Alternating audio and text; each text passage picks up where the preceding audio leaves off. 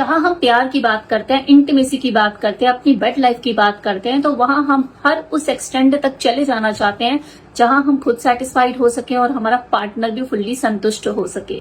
और उसी दौरान हमारे दिमाग में एक सवाल भी उठता है कि क्या ये बॉडी डिस्चार्ज थूक देना चाहिए या निगल जाना चाहिए, और अगर हम इसे स्वेलो कर जाए तो इसमें कोई नुकसान तो नहीं। तो चलिए बात करते हैं डिटेल में दोनों पॉइंट ऑफ व्यू से, मैन टू वुमेन और वुमेन टू मैन।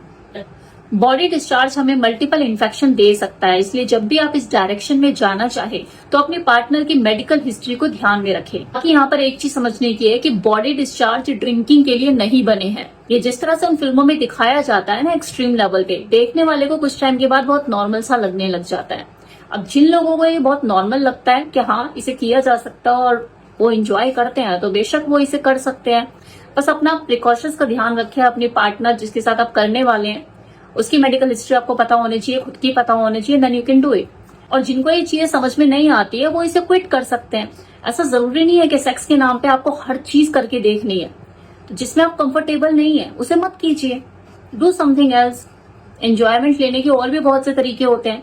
आप कुछ और चीजें कीजिए जिसमें आपको और आपके पार्टनर को और ज्यादा प्लेजर महसूस होता हो, संतुष्टि महसूस होती हो। अब मोटे मोटे तौर पे यहाँ पे एक चीज समझ लीजिए कि अगर आप अपने सिंगल पार्टनर के साथ काफी टाइम से रिलेशनशिप में हो, आप सिर्फ उसी से ही फिजिकल होते हो, तो आप इसमें आगे बढ़ सकते हो।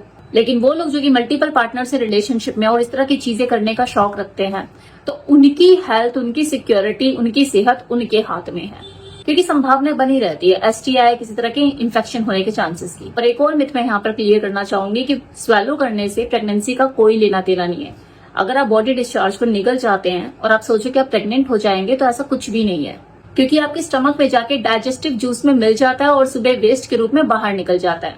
इन शॉर्ट, ये किसी इंसान की पर्सनल चॉइस है कि उसे बॉडी डिस्चार्ज को स्पिट करना है या स्वेलो करना है। आप इसके लिए उसे फोर्स नहीं कर सकते।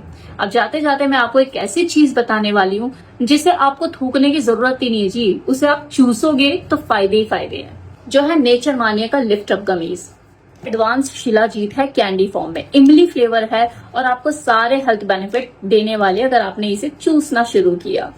शिलाजीत के कितने बेनिफिट है ये तो आपको पता ही होगा, मैंने अपनी कितनी ही वीडियो में इसके नंबर ऑफ बेनिफिट्स एक्सप्लेन किए हैं। लेकिन दिक्कत क्या आती है कि लोग शिलाजीत को खरीद तो लेते हैं लेकिन इसे यूज नहीं कर पाते। तो ट्रेडिशनल मेथड होता है वही, पानी गर्म करो, उसे घोलो और फिर पियो।